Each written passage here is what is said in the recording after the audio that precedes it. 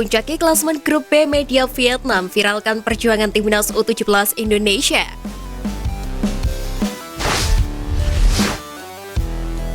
Keberhasilan skuad Garuda Asia mengalahkan Uni Emirat Arab atau UEA dengan skor 3-2, membuat timnas asuhan Bima Sakti terus menjadi perbincangan publik.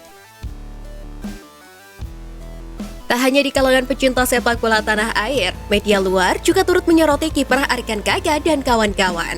Terlebih di laga sebelumnya, timnas U17 Indonesia berhasil meraih kemenangan superior atas Guam.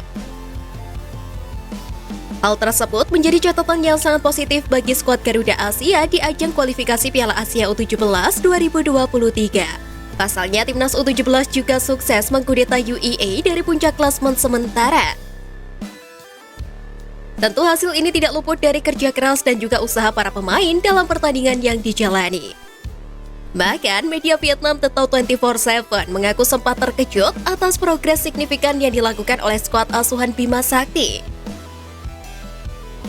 Indonesia terus membuat kejutan dengan mengalahkan UEA.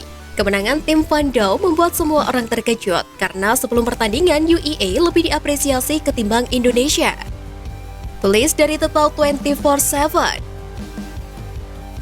Media Vietnam tersebut mengutip atas pernyataan dari pelatih timnas UEA U16 Alberto Gonzalez yang mengatakan bahwa dia mengakui dominasi permainan yang dilakukan oleh timnas Indonesia U17.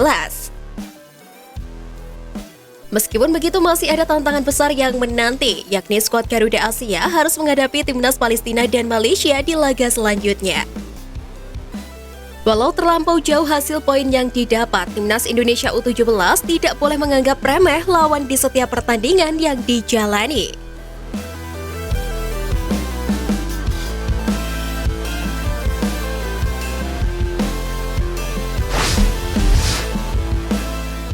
Evaluasi di balik kemenangan timnas U17 Indonesia atas UEA untuk menghadapi Palestina.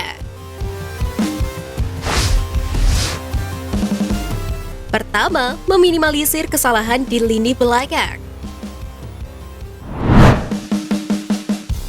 Aspek pertama yang menjadi sorotan dari penampilan timnas Indonesia U17 saat menghadapi Uni Emirat Arab ialah sektor lini pertahanan yang masih sering membuat kesalahan.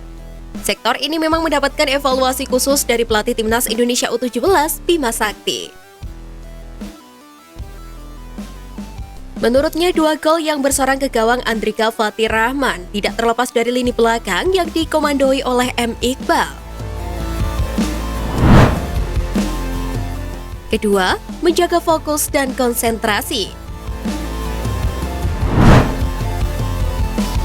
Selain itu, Bima Sakti juga mengakui bahwa menurutnya konsentrasi para pemain timnas Indonesia U17 juga sempat mengalami gangguan setelah unggul 2-0.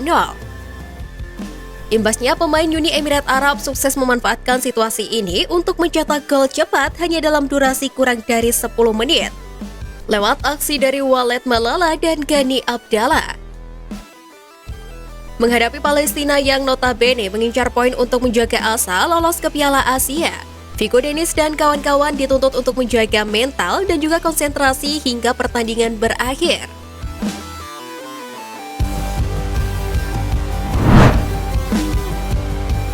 Ketiga, tidak sekali ambil saat mengadang lawan. 2 gol yang sukses dicetak Uni Emirat Arab dalam kurun waktu kurang dari 10 menit itu juga memperlihatkan betapa terburu-burunya para pemain timnas Indonesia U17 saat hendak menghentikan laju lawan. Salah satu pemain yang tampak melakukan hal itu ialah Muhammad Iqbal Gwijanga. Kapten timnas Indonesia U17 ini tampak kehilangan fokus pada pertengahan babak kedua. Padahal Iqbal biasanya bermain dengan tenang dan kalem ketika mengawal pertahanan Indonesia. Jika menghadapi pemain dengan kemampuan individu yang mumpuni, hadangan semacam itu tentu saja lebih mudah untuk dilewati, ketimbang saat pemain bertahan hanya membayang-bayangi saja.